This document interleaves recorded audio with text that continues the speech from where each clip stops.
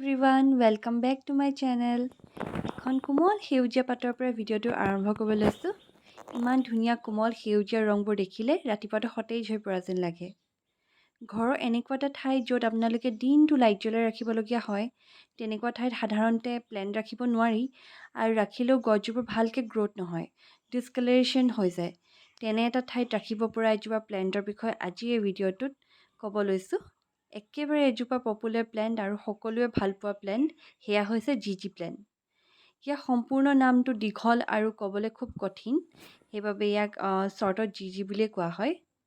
জিজি আপোনালোকে দুটা ভেৰাইটি পাব। এটা এয়া দেখিছে গ্ৰীণ ভেৰাইটি আৰু এটা আছে black variety. Slow' growing plant হয়, সেইবাবে একেবাৰে সৰু পট এটাত লগালেও বহুত দিন সেই পটটোতে ছাৰ্ভাইভ কৰিব পাৰে। মোৰ এইজোপা অনা নাৰ্চাৰীৰ পৰা প্ৰায় 2 বছৰমানেই হ'ল।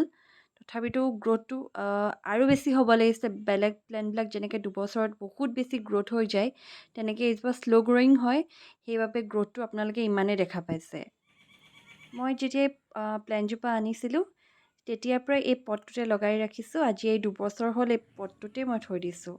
আছে ব্লেক জিজি প্লেণ্টটো। এইজোপা মই নাৰ্চাৰীৰ পৰা অনা প্ৰায় এবছৰমানেই হ'ল বুলি ক'ব পাৰি। যেতিয়া মই আনিছিলোঁ তেতিয়া অকল এটা ডাল আছিলে। ভুচিটো ল'বলৈ গ'লে অলপ কষ্টলি পৰে, সেইবাবে মই এনেকৈ আনি পিনি পটত লগাই ৰাখিছোঁ। এই প্লেণ্টজোপা মই মোৰ ঘৰৰ বাৰাণ্ডাখনত ৰাখিছোঁ। যেতিয়া ব্লেক জিজিটোৰ ডাল ওলায় নতুনকৈ, তেতিয়া একেবাৰে গ্ৰীণ কালাৰ হৈ ওলায়। তাৰপিছতহে লাহে লাহে ইয়াৰ কালাৰটো চেঞ্জ হৈ ব্লেক হ'ব আৰম্ভ কৰে। ইয়াত আপোনালোকে দেখিছে মোৰ নিউ এইটো ডাল হয়। ইয়াত এইটো ফাৰ্ষ্টত গ্ৰীণ আৰু ব্লেকৰ মিক্স হৈ আছে। ফাৰ্ষ্টটো গ্ৰীণ হৈ পাতবোৰ ওলাইছিলে, এতিয়া লাহে লাহে ইয়াৰ কালাৰটো ব্লেকটো আহিব ধৰিছে। এতিয়া যিহেতু ছামাৰ ছিজন, এই জিজিবিলাকৰ অলপ বহাৰ সময়, সেইবাবে ইয়াত নতুন নতুন এতিয়া লাহে লাহে এটা দুটা কলি ওলাবলৈ আৰম্ভ কৰিব।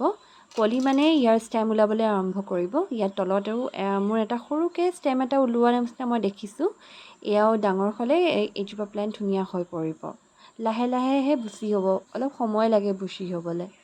ইয়াৰ ষ্টেমকেইটা দেখিছেনে, অলপ শকত শকত হয়। ইয়াৰ ভিতৰত পানী ষ্ট'ৰ হৈ থাকে, সেইবাবে পানী দিওঁতে সদায় সাৱধান হ'ব, কেতিয়াও অ'ভাৰ ৱাটাৰিং নকৰিব। এই প্লেণ্টজোপা পানীৰ প্ৰতি খুব চেঞ্চিটিভ হয়।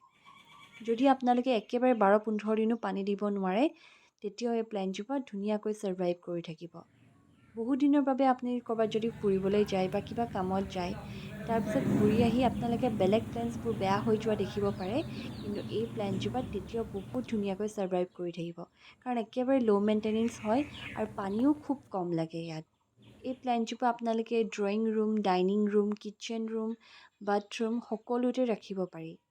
এনেদৰে বেছি দিনলৈকে বচাই ৰাখিবলৈ প্লেণ্টজোপা পটিং মিক্সটো ভাল ধৰণে কৰিব লাগিব, যাতে যেতিয়াই পানী ইউজ কৰে পটটো ড্ৰেইনেজ হ'ল দি পানী একেবাৰে ওলাই যাব পাৰে। সেইবাবে পটিং মিক্সটোত ব্যৱহাৰ কৰিব চেণ্ড 30%, কোকোপিট 35%, বাৰ্মি কম্প'ষ্ট 20% আৰু পাৰ্লাইট 15%। ইয়াত মই গাৰ্ডেন চইল ব্যৱহাৰ কৰা নাই, চইললেছ মিডিয়া এটা বনাইছোঁ। জিজি প্লেণ্টজোপা যেতিয়া ৰুব তেতিয়া দেখিব ইয়াৰ তলত আলু থাকে, মানে ৰাইজম থাকে, যিটোতো পানী ষ্ট'ৰ হৈ থাকে। সেইবাবে ইয়াত মাটিটো একেবাৰে পোৰছ বনাব লাগে, যাতে পানী ৰ'ব নোৱাৰে, নহ'লে ৰাইজমটো বেছি পানী পাই গেলিবলৈ আৰম্ভ কৰিব। ৰাইজমটো গেলি যোৱাৰ লগে লগে ইয়াৰ ডালটো গেলিবলৈ আৰম্ভ কৰিব আৰু তেনেকৈ আপোনালোকে প্ৰব্লেমবোৰ দেখিবলৈ পাব। লাইটৰ কথা আগতে কৈছোঁৱেই, একেবাৰে ল' লাইটতো এইজোপা প্লেণ্ট ভালকৈ ছাৰ্ভাইভ কৰিব পাৰে। ছানলাইট বেছি পৰি থকা জেগাত এইজোপা প্লেণ্ট একেবাৰে নাৰাখিব, কাৰণ প্লেণ্টজোপাৰ পাতবোৰ জ্বলিবলৈ আৰম্ভ কৰিব। জ্বলি যোৱাৰ লগে লগে প্লেণ্টজোপাৰ সৌন্দৰ্যটো নাইকিয়া হৈ যাব। সেইবাবে এনেকুৱা এটা জেগাত ৰাখক য'ত ধুনীয়া ইনডাইৰেক্ট ব্ৰাইট লাইট পৰি থাকে, তাতেই এই প্লেণ্টজোপা ধুনীয়া হৈ থাকিব। মেইনটেইন হৈ থাকিবলৈ মই ইয়াত অৰ্গেনিক ফাৰ্টিলাইজাৰ হিচাপে চিউইড ব্যৱহাৰ কৰোঁ। সেয়া হৈছে 5 ml চিউইড এক্সট্ৰেক্ট, 1 লিটাৰ পানীত মিক্স কৰি সেয়া মই স্প্ৰে' কৰি দিওঁ। জিজি প্লেণ্টজোপা সোনকালে বুচি কৰাটো এটা প্ৰব্লেম বুলিয়ে ক'ব পাৰি। খুব শ্ল' গ্ৰয়িং হয় প্লেণ্টজোপা। তথাপিও কেমিকেল ফাৰ্টিলাইজাৰ হিচাপে আপোনালোকে NPK 19-19-19 ইউজ কৰিব পাৰে। সেয়া কৰিলে অকণমান গ্ৰ'থটো ফাষ্ট দেখিব পাব। পৰাপক্ষত মই কেমিকেল ইউজ নকৰোঁৱে মোৰ প্লেণ্টছবিলাকত, কাৰণ মোৰ ঘৰত পেটছ আছে আৰু পেটছৰ কাৰণে কেমিকেলটো খুব বেয়া। সেইবাবে মই আপোনালোককো কওঁ, যিমানেই হওক অৰ্গেনিক ফাৰ্টিলাইজাৰহে ব্যৱহাৰ কৰিবলৈ লওক। পাৰিলে ঘৰতে এনজাইম বনাই সেয়া ব্যৱহাৰ কৰক। সেয়া খুব এটা ভাল ফাৰ্টিলাইজাৰ হয় প্লেণ্টছবিলাকৰ কাৰণে।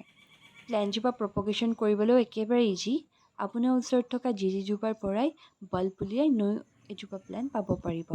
কিন্তু তাতে এটা কথা মনত ৰাখিব, যেতিয়ালৈকে প্লেণ্টজোপা ৰুট বাউণ্ড হৈ নাযায় তেতিয়ালৈকে নিউ এটা পটত শ্বিফ্ট কৰাৰ কথা নাভাবিব। ৰুট বাউণ্ড হৈ থাকি প্লেণ্টজোপাই খুব ভাল পায়। আৰু যেতিয়া আপোনালোকে শ্বিফ্ট কৰিব যায় তেতিয়া প্লেণ্টজোপা ডেমেজো হ'ব পাৰে, যাৰ ফলত প্লেণ্টজোপা মৰিব পাৰে। সেয়েহে নিউ প্লেণ্টছ বনাবলৈ যাওঁতে যেতিয়া বাল্ব ওলাব খুব সাৱধানে কামবোৰ কৰক। নেক্সট এটা প্ৰচেছ হৈছে ষ্টেম কাটিং। ষ্টেম কাটিং কৰি পানীত জীয়াই ৰাখি এজোপা নিউ প্লেণ্ট পাব পাৰিব। পানীত যেতিয়া জীয়াই ৰাখিব তেতিয়া মন কৰিব ষ্টেমটোত লাহে লাহে ৰাইজম গ্ৰ' হ'বলৈ আৰম্ভ কৰিব, আৰু তাৰপাছত এই কাটিংটো এটা পটত ভালকৈ লগাই দিয়ক। পাতৰ পৰাও কৰিব পাৰি, কিন্তু মই আজিলৈকে তেনেকৈ একো ছাকচেছ পোৱা নাই। যদি আপোনালোকে পাইছে তেতিয়াহ'লে মোক কমেণ্ট কৰি জনাব নাপাহৰিব। আশা কৰোঁ জিজি প্লেণ্টজোপাৰ ওপৰত অলপ হ'লেও আপোনালোকে নলেজ পাব পাৰিছে।